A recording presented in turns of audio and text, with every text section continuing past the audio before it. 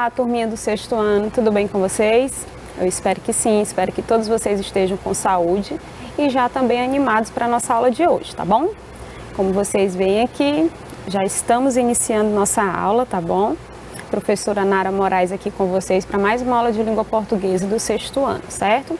E o tema da nossa aula de hoje é diário, repetições e substituições. Lembra da aula passada? Começamos a estudar o gênero diário e hoje nós vamos dar continuidade, só que agora focando em uma outra habilidade, certinho? Então já senta aí confortavelmente, pega o seu material, tá bom? Fica atento a tudo que eu vou passar e presta atenção, anota o que for necessário, tá bom? Acompanhe direitinho que vocês vão compreender, tá bom? Então, pessoal, aqui está o nosso gênero da aula de hoje, que é o gênero diário, e a nossa habilidade, a habilidade que nós iremos trabalhar na aula de hoje. Estabelecer relações entre partes de um texto, identificando repetições ou substituições que contribuem para a continuidade do texto, certo? Então, já até destaquei aqui para vocês repetições e substituições, certinho? Porque é o que a gente vai focar hoje. A gente vai estabelecer a relação entre partes de um texto, identificando aí essas repetições e essas substituições, como é que elas colaboram, tá, para a continuidade do texto, ok? Só que antes a gente vai relembrar, né, hoje é segunda-feira, então a gente relembra aí o nosso projeto de fluência, vocês lembram bem, não é, que a gente trabalha isso durante a semana também. E aí vocês já sabem, como é que se dá essa leitura do texto de fluência, tá? Lembram? É dividida aí em 3 partes, tá bom? No primeiro dia a gente vai fazer a leitura silenciosa do texto de fluência da semana. No segundo dia a gente vai fazer a leitura em voz alta, não é isso? Lembra? Eu sempre peço para os meus alunos enviarem um áudio, que assim eu sei se eles realmente leram o texto em voz alta, tá bom? E no terceiro dia vocês irão fazer uma leitura cronometrada, medindo o tempo que levou para ler o texto, tá bom?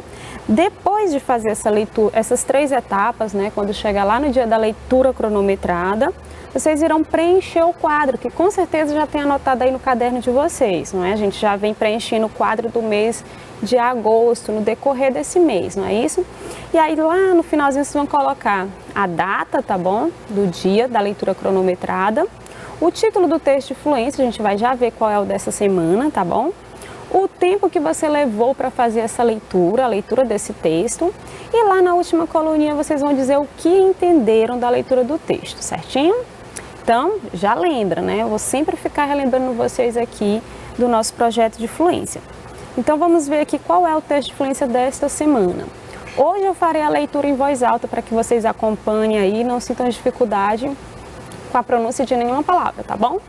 Mas vocês aí vão começar com a leitura silenciosa, ok? Que é aquela que a gente faz só com os olhos, só com o pensamento, sem emitir som pela boca, tá bom? Então, atenção! Antes que o mundo acabe.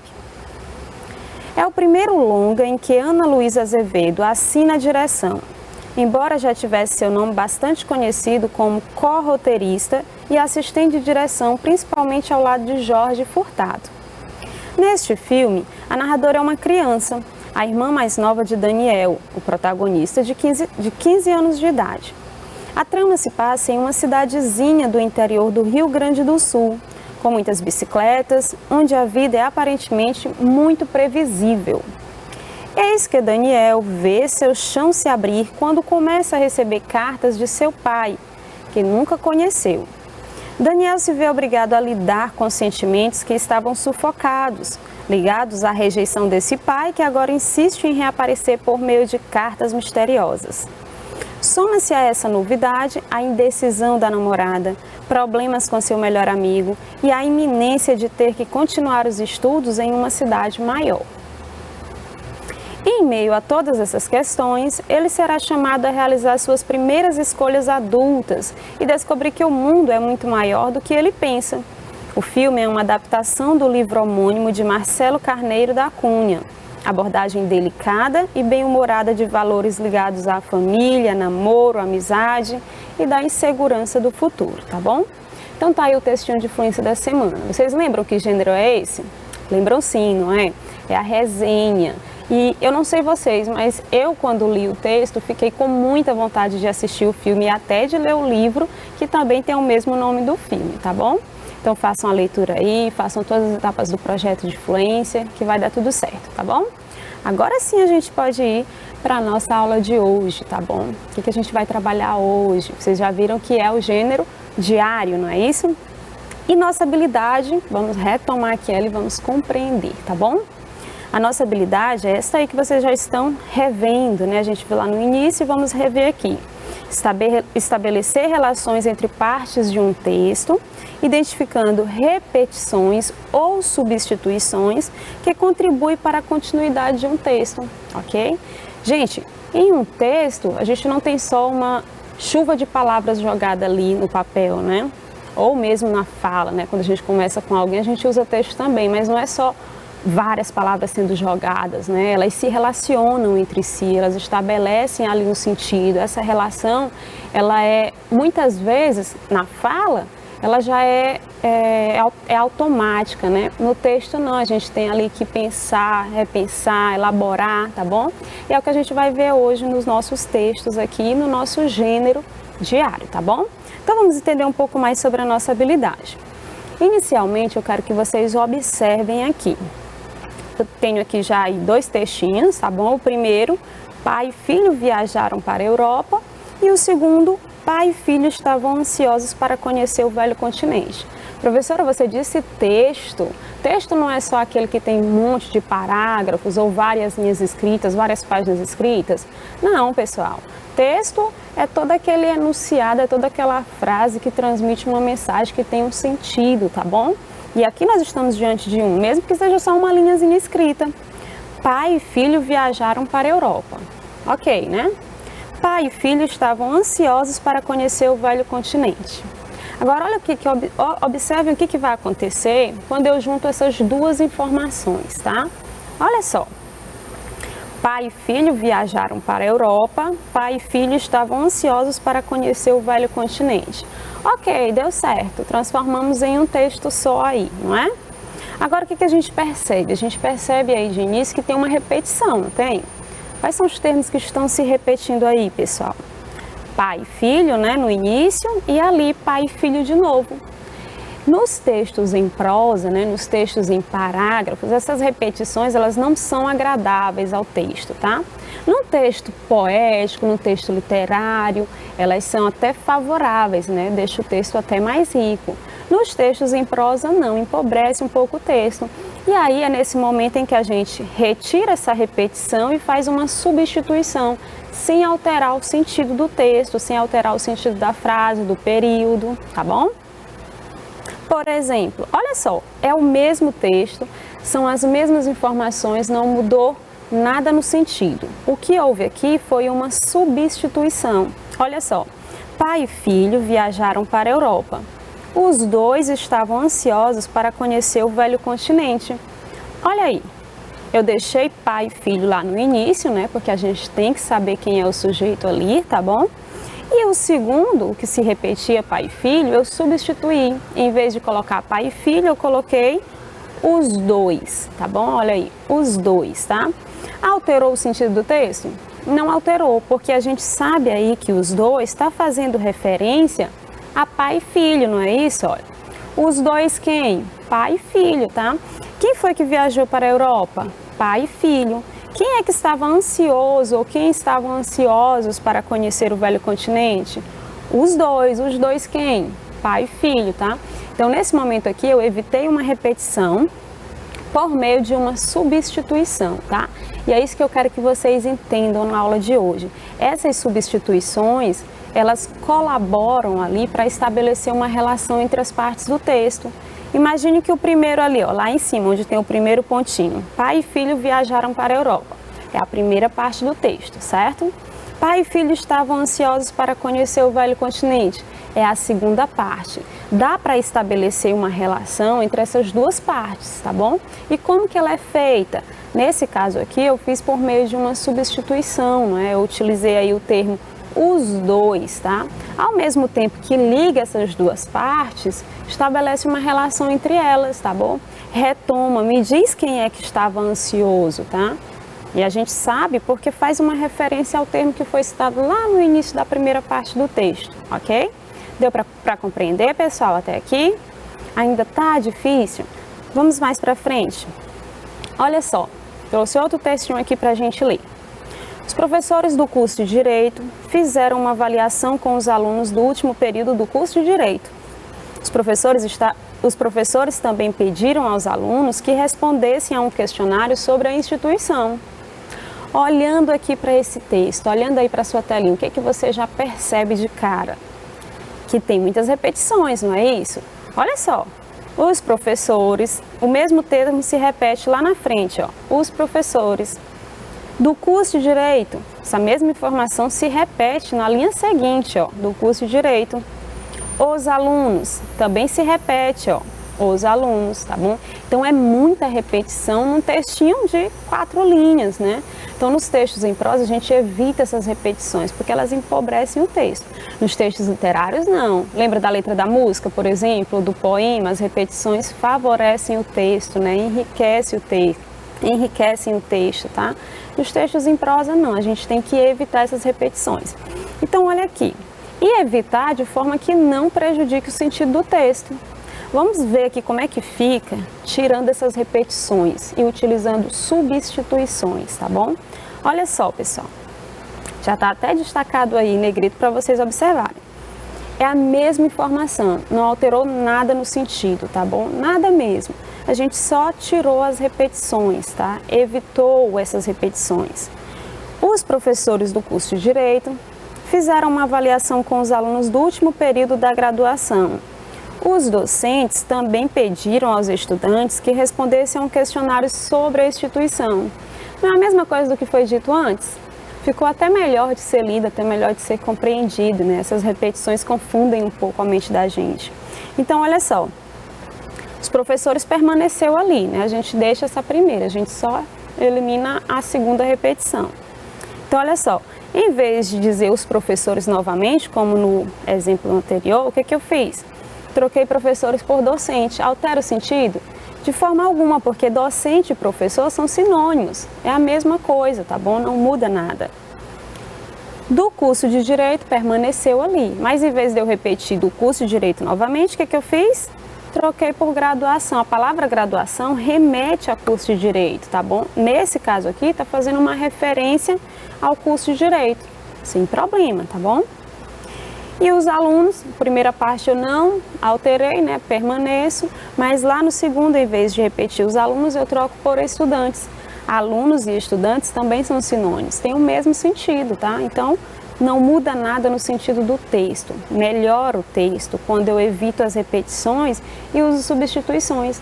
E existem várias maneiras de evitar essas repetições, tá? A gente pode usar pronomes, pode usar sinônimos, tá bom? Pode usar palavras que façam referência, que retomem. Tudo isso vocês vão estudar mais à frente ao longo dos anos escolares aí de vocês, tá bom? Por enquanto eu quero que vocês entendam isso, que essas substituições, elas servem para estabelecer uma relação entre as partes do texto, tá? Elas ajudam na compreensão do texto, na leitura, no entendimento e até na forma de escrever um texto melhor, não é, pessoal? Deu para compreender até aqui? Maravilha! Vamos lá! Trouxe aqui agora uma tirinha para a gente analisar. Você sabe o que há de errado com sua mãe? Não. No entanto, ela foi ao médico hoje. Eu adoraria se... Não. O quê? Você não acha que ela está esperando um bebê? Acha? Um bebê? Por que ela iria querer outra criança? Ela já tem a mim. Sim, ela deve ter aprendido a lição. Então, olha aí que bacana, né? O que eu quero que vocês observem aqui? Observe o primeiro quadrinho, tá bom? Inicialmente, o primeiro quadrinho. Você sabe o que há de errado com sua mãe? Não. No entanto, ela foi ao médico hoje. Olha só, pessoal. Na fala de Calvin, o garoto, tá? Ele está conversando aí com o Haroldo, coleguinha dele. Então, na fala do Calvin, no primeiro quadrinho, a quem o pronome ela faz referência? Quando ele diz assim, ó, não, no entanto, ela foi ao médico hoje. O pronome ela aí está fazendo referência a que outra palavra que apareceu anteriormente no texto? Olha aí que agora eu vou fazer uma substituição, mas sem alterar o sentido do texto. E aí, exatamente, para quem respondeu dizendo aí que faz referência ao termo mãe, ela quem? Quem que foi ao médico? a mãe do Calvin, não é isso? Então o termo o pronome ela faz referência ao termo mãe, presente na fala do Haroldo, também ali no primeiro quadrinho, quando ele diz: você sabe o que há de errado com sua mãe? Olha aí, mãe, né? E o Calvin vai lá e diz: não, no entanto, ela quem? A mãe do Calvin, né? Foi ao médico hoje, certinho? Então perceberam aí, gente, o que é esse estabelecer relações entre as partes do texto por meio de substituições? Bacana, não é? Então, a partir de hoje, quando vocês forem ler os textos, observem se há repetições, se há substituições. Essas substituições se referem a que termo, tá bom? E ali há um estabelecimento de relação entre as partes do texto. Você consegue ver que as partes estão relacionadas e faz sentido, porque também tem que fazer sentido, né? Não basta eu tentar fazer uma substituição e usar uma palavra que não dá para fazer referência, tá bom? Ok? Então vamos lá. Agora que a gente já viu um pouquinho sobre a nossa habilidade da aula de hoje, a gente vai focar agora no gênero diário, tá? Que é o gênero textual da nossa aula de hoje, que a gente já vem estudando ao longo de 2 aulas e vamos continuar hoje, tá bom? Já botei até aí uma imagenzinha do lado de uma página de um diário. Quero lembrar para vocês, o diário é um livro, é um caderno que a gente escolhe para registrar as coisas que nos acontecem, os nossos pensamentos, as nossas ideias, tá? Como não dá para a gente ler um diário todo aqui, também não é permitido porque é algo muito pessoal, a gente traz só uma paginazinha ali para dar uma analisada, tá bom? Então, olha só, vocês já sabem, né? Diário é um texto pessoal em que a pessoa, né, o dono do diário, relata experiências, ideias, sentimento, o que aconteceu no seu cotidiano, tudo que ele achar importante registrar ali naquele caderninho, naquele livro que ele chama de diário, ele vai lá e registra, tá bom? Tem como objetivo guardar os acontecimentos da vida de alguém, guardar as lembranças, ou simplesmente desabafar. Lembra da aula passada que eu falei? É como se confessar para o papel, né? Você vai contar ali tudo que você sente, tudo que você vivenciou, o que você pensa, tá bom? Os seus desejos, o que você quer ali para sua vida, tá bom? Os seus planos, tudo isso é relatado no diário. E aí, em relação à estrutura, a gente está revisando o que vimos na aula passada, tá? Em relação à estrutura, vocês lembram bem? Normalmente tem local e data, mas eu já falei para vocês que esse local e data não é tão obrigatório. Tem gente que coloca, tem gente que não coloca, tá bom? O vocativo sim, né? O vocativo é um termo que é essencial ali no diário. Normalmente as pessoas vão lá e dizem meu querido diário, ou dá um nome ao diário, né? Como se fosse ali um amigo mesmo que estivesse conversando, com quem estivesse conversando. E aí o desenvolvimento, que é o texto, né, o corpo do texto, tudo que ele escreve ali naquela página, e finaliza com uma assinatura, uma saudação, tá bom? Muitas vezes aparece a assinatura, outras vezes não, tá? Então, resumindo, o diário é isso. Um texto pessoal em que alguém vai ali relatar tudo a seu respeito, vai se confessar para o papel, tá bom? Tem como objetivo ali guardar, né, registrar os acontecimentos, as lembranças, tá bom? As confissões, né, os desabafos. E a estrutura é essa aí que vocês já estão vendo. Lembra um pouco a carta, né? Mas eu falei para vocês que a diferença é que a carta você vai enviar para alguém, não é? Você provavelmente vai receber um retorno, uma resposta, o diário não. É algo que eu escrevo e deixo ali guardadinho. Só eu leio ou então alguém que eu permito ler, tá bom? Certinho? Então vamos lá, vamos para a nossa leitura. Na aula passada eu falei demais do diário de Anne Frank para vocês, não foi? Então eu trouxe hoje para a nossa leitura uma página uma página do diário dela escrito. Falei livro porque o diário se tornou um livro depois da morte da garota, tá bom? Então tá aí o diário de Anne Frank. E aí eu trouxe aqui a página que ela registrou, o que aconteceu com ela, né, o que ela vivenciou no dia 20 de junho de 1942. Olha aí, faz muito tempo, né? Então, sábado, 20 de junho de 1942. Querida Kitty, lembra que eu falei que ela deu um nome ao diário? Então, ela não dizia meu querido diário ou querido diário, ela chamava de Kitty. Querida Kitty, vou principiar já. Tudo está tranquilo neste momento. Mamãe e papai saíram e Margot foi jogar ping-pong com alguns amigos. Eu também tenho jogado um bocado de ping-pong ultimamente. Nós, jogadores de ping-pong, adoramos sorvete, principalmente no verão, quando sentimos mais calor por causa do jogo. Assim, quase sempre ao final do jogo, vamos todos para a sorveteria mais próxima, a Delphi ou a Oasis, onde são permitidos judeus. A Oasis geralmente está cheia e em nosso imenso círculo de amigos sempre há algum cavalheiro generoso ou namorado que nos oferece uma quantidade de sorvete muito maior do que a que conseguiríamos devorar em uma semana. Você deve estar admirada por eu estar falando de namorados na minha idade. Mas o que é que eu posso fazer? Ninguém pode evitar isso na minha escola.